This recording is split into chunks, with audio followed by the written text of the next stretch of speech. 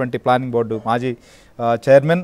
So మొత్తం ఈ budget సంబంధించిన విషయంలో పూర్తి స్థాయిలో దీనిపైన స్టడీ చేసినటువంటి వారు. అట్లనే తులసిరెడ్డి గారు కాంగ్రెస్ పార్టీ సంబంధించి మీడియా చైర్మన్, సీనియర్ నాయకులు మనతో పాటు డిస్కషన్లో పాల్గొంటున్నారు. సో కుటుంబరావు గారు మీతోనే మొదలు పెడతాము. సో ప్రస్తుతం ఈ బడ్జెట్ను చూసిన తర్వాత ఆంధ్రప్రదేశ్ సంబంధించినటువంటి కేటాయింపులు కానీ నిర్ణయాలు కానీ వీటన్నిటిపైన మనం డిస్కస్ చేద్దాం. సో ఒక్కసారి నిర్మలా సీతారామన్ గారు కూడా మళ్ళీ ఆమె మీడియాతో కూడా రియాక్ట్ అయ్యారు. అట్లనే చంద్రబాబు గారు కూడా మాట్లాడారు. పవన్ కళ్యాణ్ గారు కూడా దీని మీద డిస్కస్ చేస్తూ అసెంబ్లీలో రియాక్ట్ అయినటువంటి పరిస్థితి. వారు ఏమన్నారో ఒక్కసారి చూద్దాం మనం ఫస్ట్.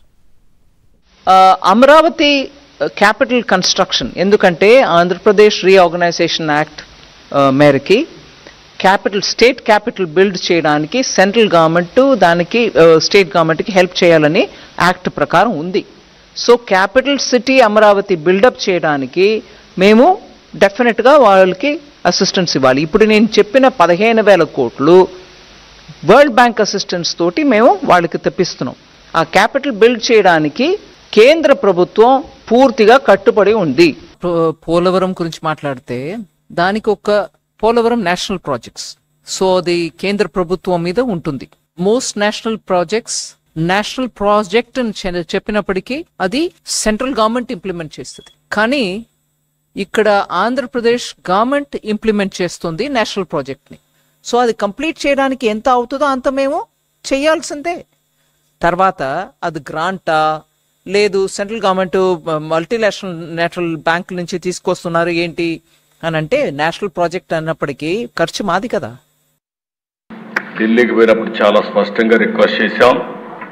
అందుకే మొట్టమొదటిసారిగా 5 సంవత్సరాల తర్వాత మీరు చూస్తే కేంద్ర బడ్జెట్లో ఆంధ్రప్రదేశ్ రాష్ట్రానికి తగిన గుర్తింపు వచ్చింది. దీంతో ఒక నమ్మకం పెరిగే పరిస్థితికి వచ్చింది.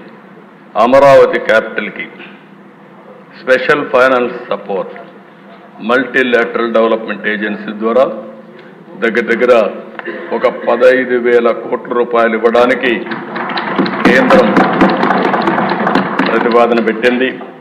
ఈరోజే బడ్జెట్లో కూడా ఫైనాన్స్ మినిస్టర్ గారు చాలా స్పష్టంగా చెప్పారు.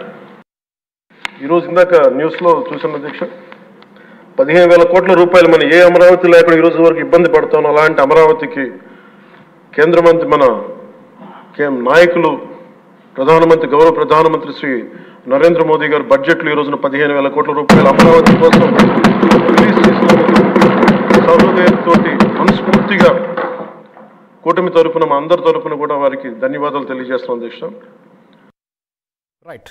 సో ఇది నిర్మలా సీతారామన్ గారు ప్రకటించారు.